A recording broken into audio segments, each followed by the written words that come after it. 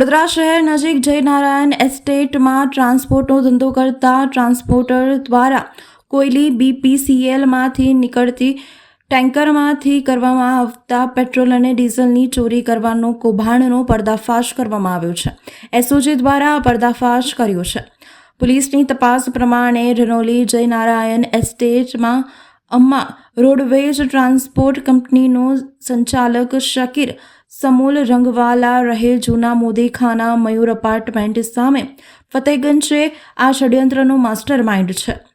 કોયલી ખાતે BPCL કંપનીના વિધાન ભરવા માટે આવતી ટેન્કરના ડ્રાઈવરો સાથે સાંઠગાંઠ કરીને ઈંધણ ભરેલું ટેન્કર ટ્રાન્સપોર્ટ કંપનીની ઓફિસે બોલાવતો હતો અને પાઇપથી ટેન્કરમાંથી પેટ્રોલ અને ડીઝલની ચોરી કરતો હતો।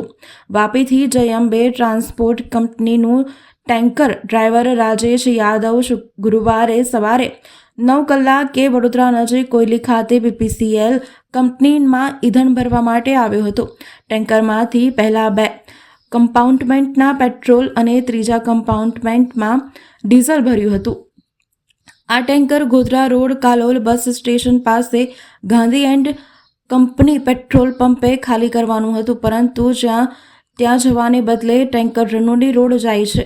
જયનારાયણ એસ્ટેટ ખાતેની અમ્મા રોડવેઝની ઓફિસે લાવવામાં આવી હતી। ટ્રાન્સપોર્ટર શકીલ રંગવાલાના ઇશારે તેના નોકરે ટેન્કરમાંથી પાઇપથી ઈંધણ ચોરી કરવાની શરૂઆત કરી હતી।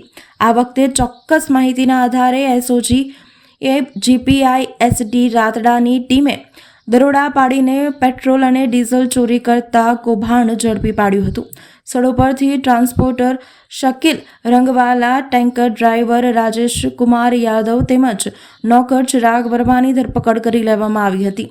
આ ઉપરાંત ઈંધણ ભરેલું ટેન્કર અને ચોરી કરવાના સાધનો સહિત ₹32,95,527નો મુદ્દામાલ કબજે કરવામાં આવ્યો હતો।